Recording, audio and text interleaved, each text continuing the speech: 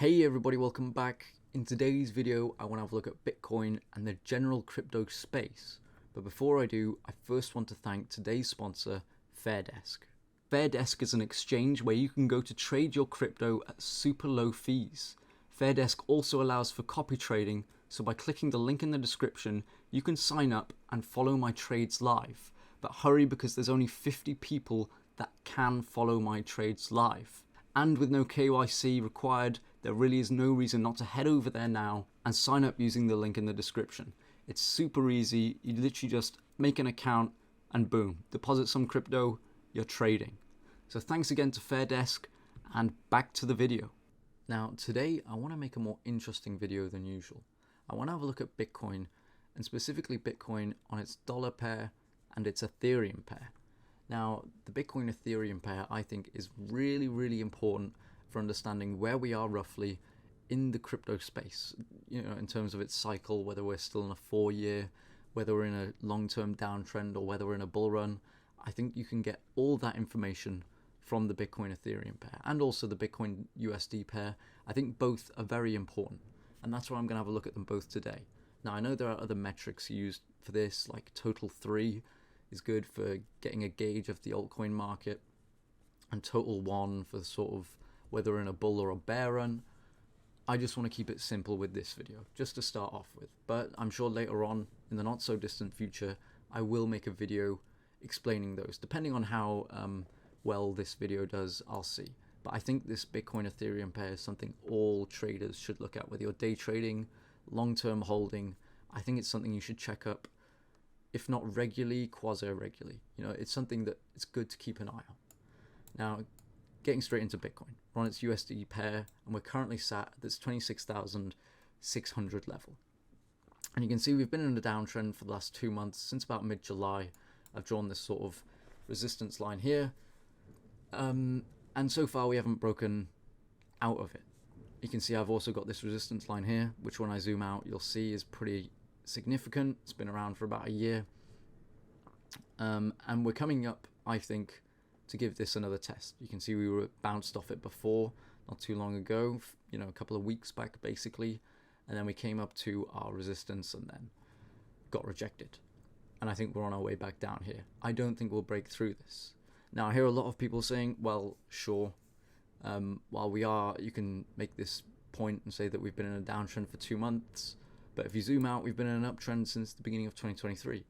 And I think you're correct in saying this. Yeah, I think we have been in an uptrend since the beginning of 2023 up until this point, which was mid-August, where we broke down below this significant level. Because not only did it hold resistance here at a very, very, very important level as well, but it also completely broke clean of this downtrend. And for people saying that, oh, well, it's just a fake out, it's just a fake out. It's been a fake out with lower highs and lower lows. And in my opinion, we're going now again to retest this lower low and ultimately break through it, in my opinion. There's a lot of sort of pressure building up with Bitcoin at the moment. I think a big swing, either up or down, is going to take place. Now, I'm not too sure which, but if I had to put money on it, I would say down. You can see here that, well, sorry, I'll go back to playing devil's advocate, that, oh, well, we've been in this uptrend and we came down before and we were fine. And that is true. We were up in this uptrend. We bounced off this support, rocketed up through from, sort of 19K, all the way up to 28K, basically doubled our money in a few days.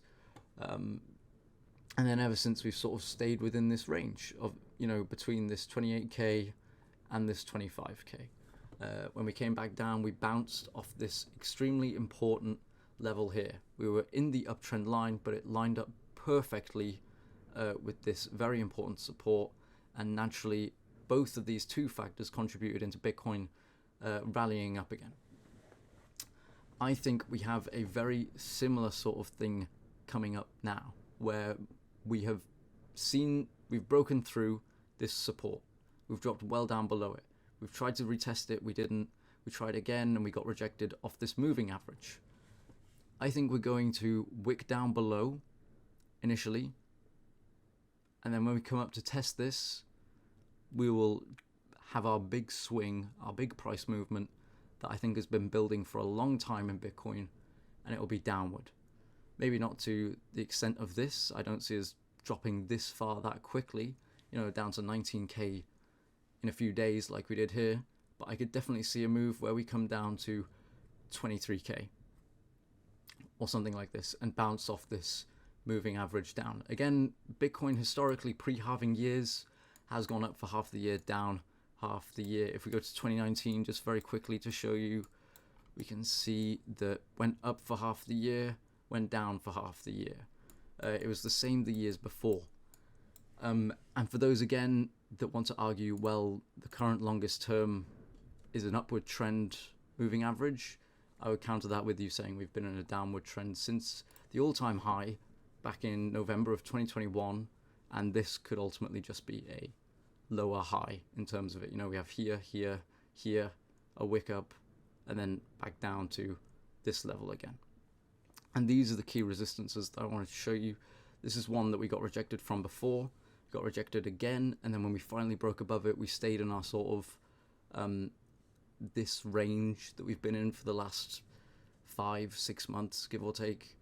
And this key level here is one that's basically dictated whether we're in a bull run or a bear run. So once we broke above this, we were already doing brilliantly price action wise with Bitcoin once we were above this, but once we were above this, we came down to test it more than 3 times, quite a few times. We retested it here, bounced to our all-time high at the time, came back down, rejected, bounced, came back up, and then put in our all-time high. And then when we finally broke down below, after spending weeks on the line, we broke down very clearly and haven't been above since, up until here. But I would consider these fake outs, in all honesty, to you. They line up basically perfectly here, so potatoes, a little bit up, doesn't matter really. Now, going to the more important chart, in my opinion, Ethereum, Bitcoin. Now, I know there's a lot going on here, and I'll explain everything, starting off with our 2 price ranges. Here, our upper one is 0.088, so you can basically call it 0.09. And this is how much 1 Ethereum costs compared to Bitcoin. So if you have 0.09 Bitcoin, you can trade it for 1 Ethereum when the line is at this level. And then, the reverse, when Ethereum is very cheap compared to Bitcoin, it's down at this 0.02 level historically, as we've seen from 2018 to sort of 2021. And then, of course, when we had our bull run, Ethereum rocketed on its Bitcoin pair and gained a lot of value on its Bitcoin pair. Now, I've broken this up here. I've split it in half, basically. These are same amount of time between these 2 white lines. And we can see here, this is the midpoint at 0.055. When Ethereum is broken down below this level, it's often spent a lot of time below this level. And when it breaks above, it usually spends quite a bit of time above, but not as long. And now I know what you're saying, well, it looks like about the same amount of time up here that it's broken above. So why are you saying not as long? First of all, we did break down below here. And I think this is very significant, but it's an anomaly. And I know that, we don't have enough data to call it an anomaly, excuse me. I think it is, and I'll explain why. We went down below this level, and then the merge was due in September. And we had this merge news that sort of brought us back above, where I think we should have dropped below. And I know what you're saying, well, why don't we spend half the time above, half the time below? I don't think it works that way. I think Bitcoin is dominant, and most of the time, everything will do poorly compared to Bitcoin, except for during a bull run, where Bitcoin gets forgotten about and everything else has a year or 8 months, 10 months of great price performance compared to Bitcoin. And you can see here, this green sort of box, this is the length of time, approximately, from the previous halving, Bitcoin halving, to the next one. And I put it for April 2024. Now, I know it's not lined up correctly. That's because I lined it up with this here. And I want to show you that, obviously, this doesn't fit here. If this is half and half, it doesn't follow the Bitcoin 4-year cycle, which straight away doesn't make sense. because we know most things follow the Bitcoin cycle. Like a lot of altcoins follow the Bitcoin cycle on its Bitcoin pair, this sort of 4-year time frame, where we have April 2024 and May of 2020 was where I sort of measured this from. So basically just under 4 years, and it doesn't make sense. Well, we've got 14 months here that are unaccounted for. This is where I think the merge messed up things, in my opinion. I think the merge here, we were going down, but then with hype towards the merge, Ethereum went up on its Bitcoin pair, and while it didn't do much on its US dollar pair, it did do on its Bitcoin pair, and this sort of messed up its cycle range, if you get me, its frequency. So instead of it sort of coming here and then dropping down below to this level, maybe where this support was before, staying around here until whatever, and we basically have this downward trend, and copy and paste it below this orange line, we instead had a big rally, and then this downward trend took place here instead. If we take this, if we take this here and we move it over to where we initially went down below, this lines up almost perfectly with the 4-year cycle, give or take a few days. Maybe you have a month there less of an inaccuracy, of a human error sort of range. Hell, that could even be because I didn't put it correctly.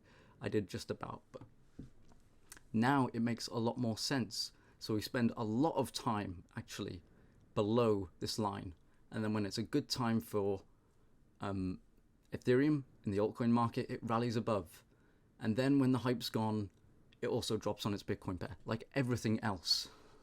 So maybe the merge has sort of shifted the goalposts for Ethereum on this cycle, and maybe for future cycles as well. Maybe it's shifted the goalposts. So whereas before we should have been retesting these lower levels of 0.02, now we can't, say that efficiently, and maybe now we don't break below here. I think we will. I think we'll ultimately come back down to here. I think we'll find serious support at this level, at this 0.04 level, that ultimately usually decides if we are in a bear market on the Ethereum Bitcoin pair. Because you can see here, once it's down below this level, it retests it, but it never usually breaks above. And the one time it fakes out above it, it breaks above it in a month or so. So I think this will become our new support, and where ultimately we should have gone down below it here, the merge rallied on its Bitcoin pair, basically rescuing it from these really low levels, and probably saved it a lot of pain on its US dollar pair. Yeah, so basically that's what I want to say. But if you then take, okay, well, we say this is our new 0.02 level, let's put a line and split it in half, which brings us to the 0.065 level. If I take a line here, we can see that this line more or less lines up. In fact, it needs to go down slightly. It's not quite accurate, but let's just bring it perfectly on there. Okay, we can see that it lines up with quite a few significant rejections here, and then acts as support for a little while, which kind of does make sense. And now we show that we've been in a bear run, basically on the ETH Bitcoin pair, where it's been good once we've been above, but once we wick back down here, we've kind of been struggling to stay above it. And even though we've still ultimately come down below it, and now we're going to spend these next few months acting as here. So this line is now roughly in line with this, and we might see a significant drop down to like this level, and then another drop, and then we ultimately come back down to this level. Maybe it's not this level exactly, maybe it's higher up, but we could see similar drops percentage wise. I mean, this would be a 37% drop down from this resistance that is now our bottom compared to our initial midpoint. If we go from our new midpoint here, roughly, down to our new resistance, it is a similar price move. It is a similar price move.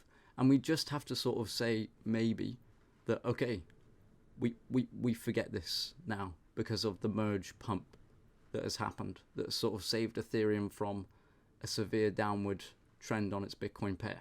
But it's still in an ultimate downward trend.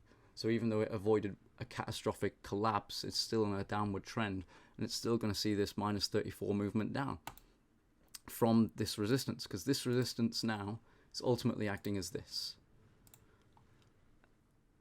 And it kind of lines up perfectly. They have a basically same percentage drop wise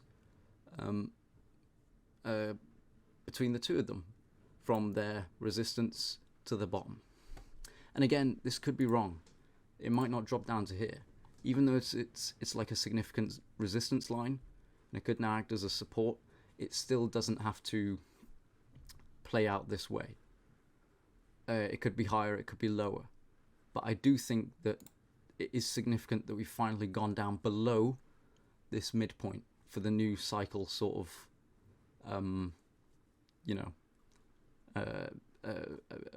like range, if you get me. We're now down below half.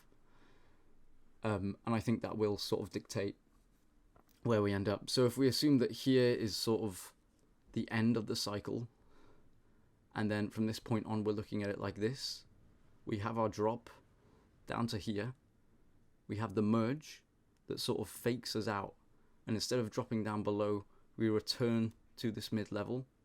We then ultimately trickle back down to here, which is basically what's happened. We've trickled back down to this line and now gone below it. I think it plays out the exact same way. The exact same way. I think it basically does this. Basically does this. But anyway, that's what I personally think. And I think that it does spell bad news for the Ethereum Bitcoin pair. And now Bitcoin can go up on its USD pair, and so can Ethereum. But it still can also mean that Ethereum loses value to Bitcoin, because Ethereum doesn't go up as much as Bitcoin. This month, Ethereum is down 5%. And I'm pretty sure Bitcoin is still green. I think it's just about green. But let me check. Actually, let me check. Why am I guessing? September 1st. Okay, now we're red. I'm pretty sure. We're about 3% red now. But Ethereum is 5%. In fact, I think it's 6%. So Ethereum is still underperforming Bitcoin, and we can see that here. This month, Ethereum has underperformed compared to Bitcoin. And I think it's going to continue this way. We've broken down below this key level. I know I'm repeating myself here, but we've broken down below this key level. And I want to kind of get across to you how important I think this is. Not that I know for sure, but I am assuming that this level here is the new midpoint. And ultimately, once we've broken down below these midpoints, it's confirmed that we're going to have seriously bad price action for ETH on its Bitcoin pair. Now, I know what you're saying, it hasn't broken down so spectacularly, but that's because maybe the price frame, range is much more condensed.